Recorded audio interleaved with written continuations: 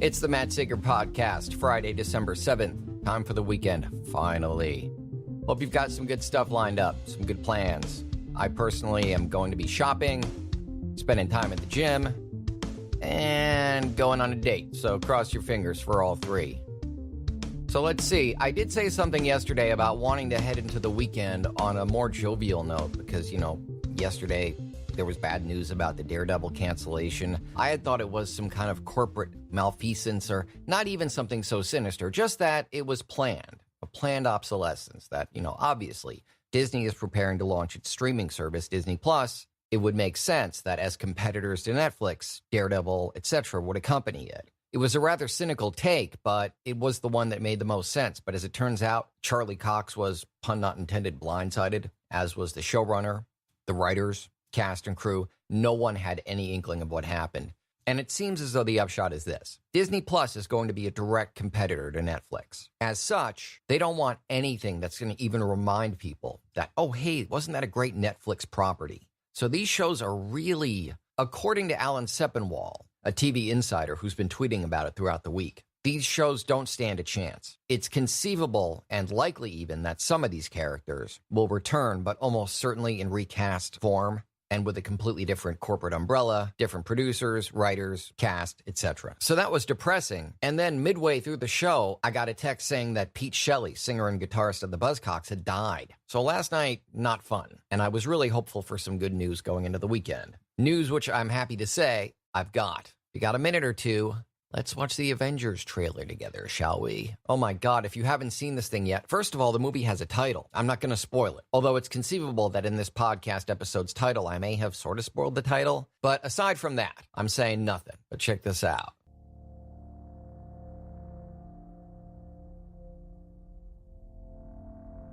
Who did and did not survive the snapping? Stay on. Hey, Miss Potts. If you find this recording, don't feel bad about this. Part of the journey is the end.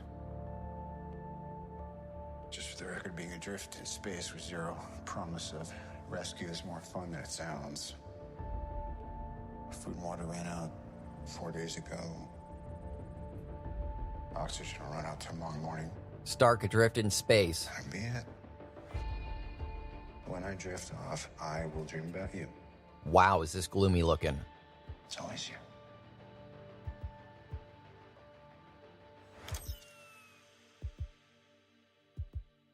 Pretty awesome, though.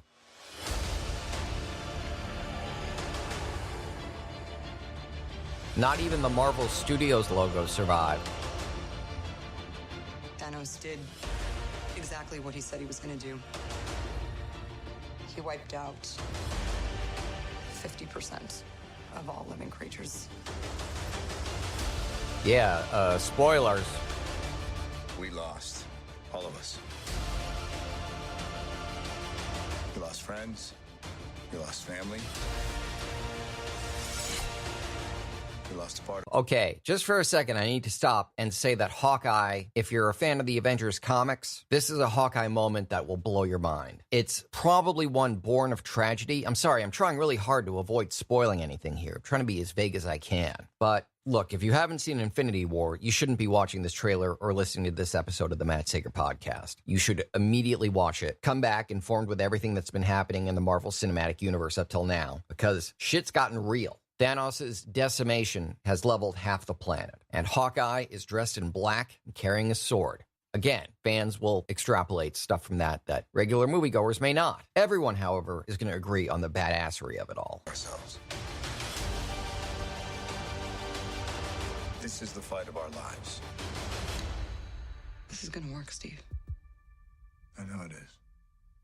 Because I don't know what I'm going to do if it doesn't. Oof. It's all about reconstruction in the wake of tragedy.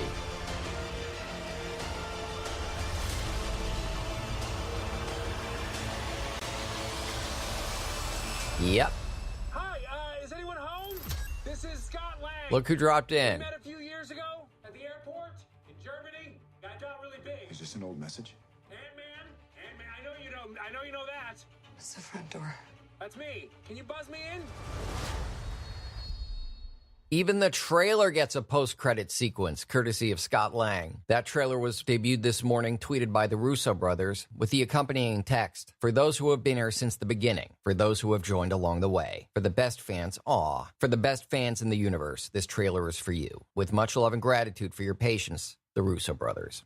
That is awesome. Now, a great little denouement to that very serious, very grim and gritty and dark and imposing and scary trailer for what we now know to be called Avengers-Endgame. Open up your web browser, and in the URL bar, enter avengers-endgame.com, and you will be in for a surprise. See, Endgame had been a rumor title for this movie for some time, but Disney and Marvel kept it very cloak and dagger, used as much subterfuge and misdirection as possible to keep fans guessing. A lot of people thought the title might be Annihilation. But people went out, for instance, this Twitter user, A Guy in Chair, tweeted out just past noon today, I own avengers-endgame.com and avengers-endgame-movie.com, but I don't want them. I want to trade them for tickets to the Avengers Endgame premiere in LA.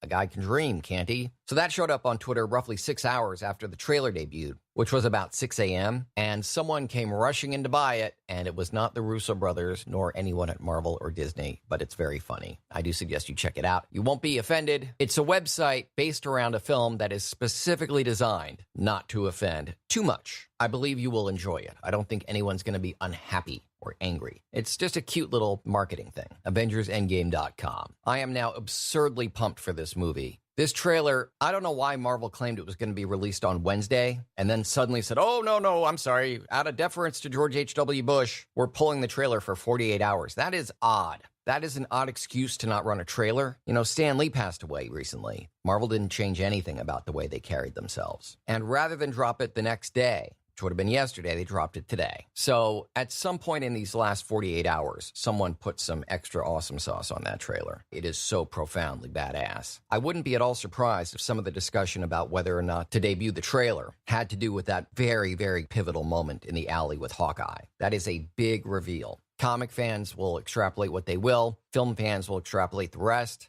Again, it is a very sad set of circumstances, given the differences between Hawkeye's film and comic counterparts, what the cinematic version of Hawkeye stood to lose under Thanos. But the pure fan, certainly in me, just looks at that and is just in awe. Just goes, oh, damn, this looks amazing. He looks so badass. It's so great if you want to go rogue and be a dark hero. There's nothing better than a rainy alley at night. It's like the fights just come to you. That does seem to attract all the scumbags. Speaking of, wow, this was a fairly big day for the Mueller investigation. New sentencing memos are out for Trump's associates Paul Manafort and Michael Cohen, and this is pretty bad. This is seriously damning stuff. This is not a political podcast, but these are the days of our lives. There's really important historical shit happening all around us. We need to try to be cognizant of some of it, if only because so many people don't want us to be. We simply must. What's going to be interesting about Cohen is that he cooperated a bit with Mueller, who just a few days ago recommended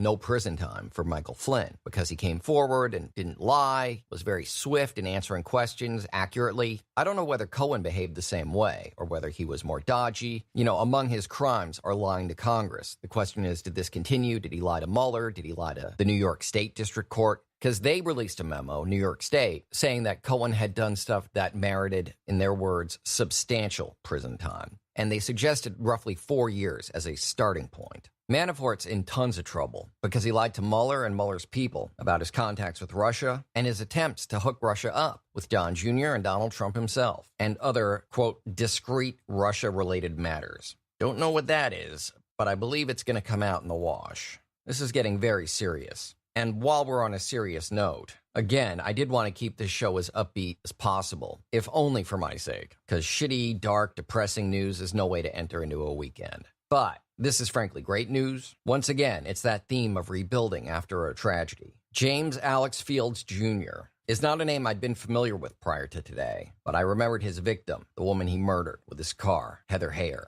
In a plot out of Stephen King's Mr. Mercedes, these white nationalists in Charlottesville, Virginia, found themselves facing off against a group of counter-protesters who said, hey, we live here and we don't like fascists coming around here, so you're not welcome here. Certain people argued that both sides had a valid argument in this conversation. Certain people who you might remember from just a couple minutes ago when I was talking about a real estate magnate's organization and his ties to Russia, stuff like that. That guy said that both sides had very valid points and that there were very fine people on both sides. Whether he meant that they were physically attractive or fine, upstanding citizens, I think in either case that would be an inaccurate description. But Heather Heyer was a counter-protester who was murdered by James Alex Fields Jr., who ran her over. It was horrifying. It should have galvanized the nation, this act of domestic terrorism on our soil. But it didn't. If anything, it split us further apart. But he's going to pay the price. James Alex Fields Jr. was found guilty today of murder in the first degree, among several other charges. He's facing 20 years to life in prison, which, I strive to avoid politics on this show. And you would think that tonight, with the Avengers-endgame trailer out, it would be very easy for me to skip these stories. And it's very tempting to. But again, we're living in history. History's happening around us this whole time while we go about our days, watch our Avengers trailers and everything else. And this is going to have an impact on our lives. This matters. If Russia has a say in how our country's being conducted, we need to know. We need to act. Whether we're Democrats, Republicans, Libertarians, Green Party, we can't afford to have a team that we're rooting for. We need to only root for the truth, followed closely by justice. And while Heather Heyer's death was a tragedy, the justice for James Alex Fields Jr. is at least a starting point toward a reconstruction for us all. And it's not often I say this, but thank God that son of a bitch is going to prison for at least 20 years. Last time I said that, I believe I was referring to Dave Herman, who was also a pretty horrific man, but that is a story for another day. That's for when I finally break down and tell you the true story of my early 2000s video game talk show on the internet. Like I said, not tonight. Hope you have a great weekend. Get in touch with the Matt Sager podcast. You can use email. I'm matt@mattsager.com. You can also call me, 646-535-4788, or get me on social media. On Twitter, I'm @MattSager. Instagram, I'm Real Matt Sager, and Facebook is The Matt Sager. Also, check out my voiceover page there, Matt Sager VO, and check out, join, like, subscribe to the Matt Sager podcast page, which is facebook.com/Matt Sager podcast. Also, check out the links in the description for tonight's podcast episode for links to my Patreon and my new merch store from my friends at WeHaveMerch.com. And for the rest, more social media links, articles and blog posts, my voiceover reels and contact info, archived back episodes of this podcast, and much more. You can find that all at MattSagerVoiceover.com.